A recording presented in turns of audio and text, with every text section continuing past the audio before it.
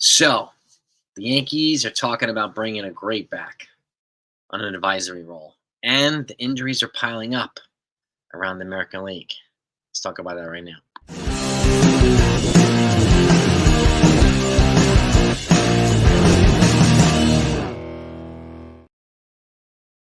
Gang, good morning. We're in day 2 of spring training. I said I keep you updated on everything, right? All things Yankees and all things other teams.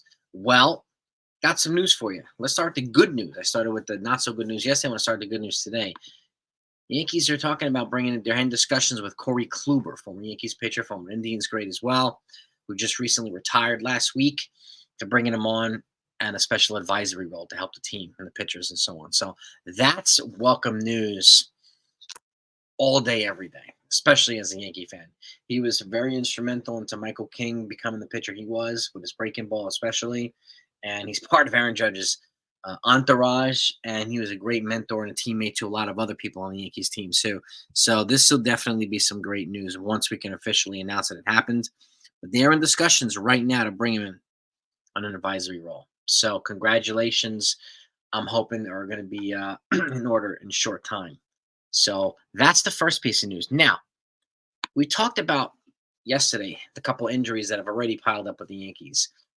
Jose Trevino, he's coming off wrist surgery too, but he's got a little bit of a calf tweak or a strained calf. So they're shutting him down. Well, not shutting him down, but he's going to be gently taken care of for the next couple of weeks.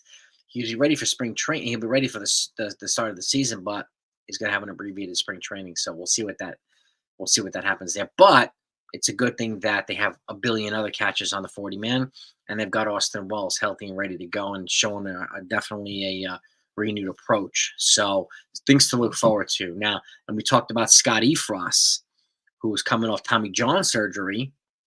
And now, speaking of Tommy John, Luis Hill is already doing long toss, so that's an encouraging sign there. But back to Scott Efros, he had a little minor back procedure.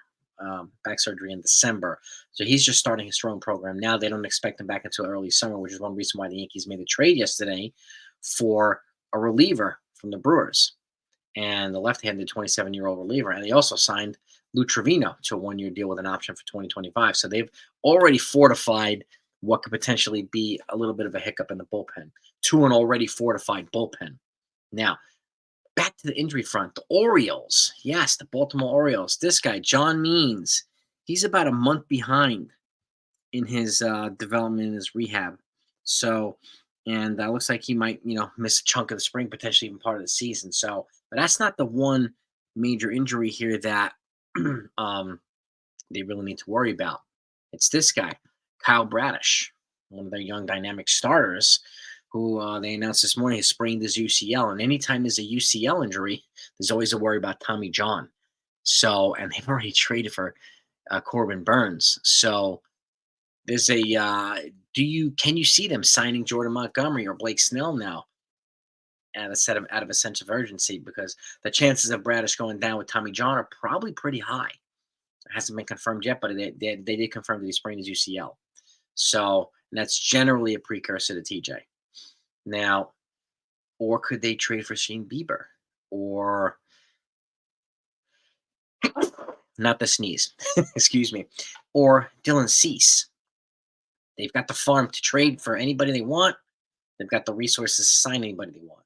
So it's something to keep in mind, okay? And that's not the only two injuries that the Orioles have. This guy, their rookie of the year last year, Gunnar Henderson, he's got an oblique injury, okay? And he's going to miss about 3 weeks or so. They're going to ginger him into and hopefully get him back in short time. But this guy had 28 home runs last year, had a 255, had a 6.2 WAR. So deservedly won the Rookie of the Year. So again, the injuries, while frustrating as can be, they're not only happening on the Yankees side. You've also got Red Sox closer Kenley Jansen having a lat problem already.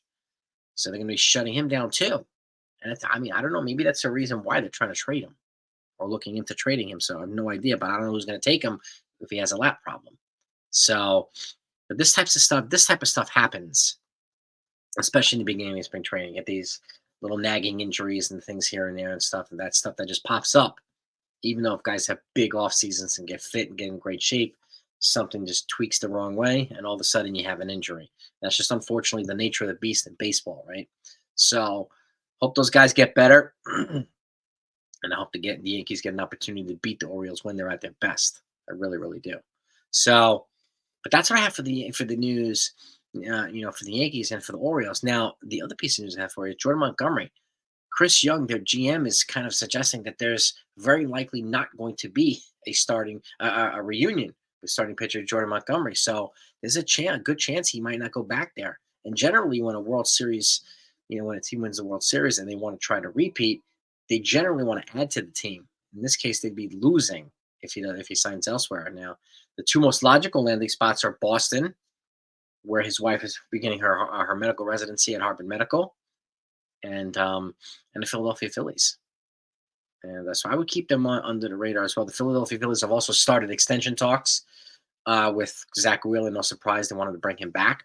He's 34 years old. They wanted to keep him there for the rest of his career. So I wouldn't be surprised if that happens in the next couple of days or next couple of weeks, or at least during spring training. So that's what I got for you there, and then Jordan Montgomery front too. So chances are he's not going to go back to Texas, which all but confirms too that they're definitely, relying on a healthy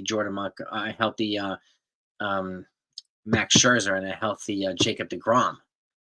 So for those fans that are frustrated with the Yankees relying on or hoping for a rebound season from Carlos Rodon and Nestor Cortez, well, the Rangers are expecting the same thing from their aces too. And other teams are doing the same. And again, the Orioles are giving this one reason why they traded for Corbin Burns, because they needed that frontline pitcher. Now they have him, but one of their other frontline guys have gone down. So it's kind of crazy. So I expect the Orioles to probably bring in another arm regardless. But that's what I have for you right now, okay? And by the way, the new prospect rankings have been brought in this morning. And Spencer Jones, top Yankee prospect, has gone from the 70s, from the top 100 to 15. Okay? There's a reason why we didn't want to give him up in a Corbin Burns trade, or don't want to give him up in a Dylan Cease trade, right? This is why. He's now ranked 15. He's gone up 60 spots. Okay, 60 spots in the top 100 from last year to this year. Pretty remarkable. And he's gone from basically rookie ball to Double-A already. And I expect him to probably start this season at Triple-A. And he's got a pretty good chance at maybe making the roster at some point in the second half of the season at the major league level. But I fully expect him to be on the team in major leagues in 2025 at the very least. But I wouldn't be surprised if we got a sample size of Spencer Jones this year to see what type of fit he represents and how good he can actually be. So make sure that you're subscribed to this channel, by the way. That way you don't miss anything, okay? I don't want you to miss any type of news as it comes to other teams, and I'm going to put out the news on other teams every day, especially when stuff like this happens, because this Oriole news matters for the Yankees and the Yankee fans, right? The Kenley Jansen news, right? These are all AL East news.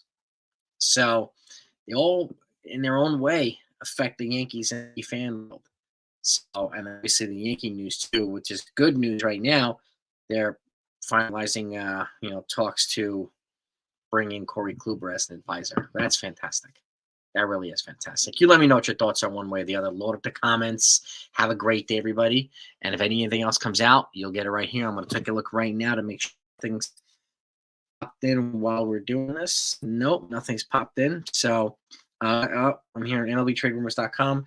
Whit Merrifield deal expected to be signed by this weekend. And we're supposed to hear news today also from Liam Hendriks. Apparently he's going to make he's got offers from a couple teams, and he's going to make his decision today. So stay tuned for more news today. So I'll keep it coming, gang. Have a great day. Talk to you next time.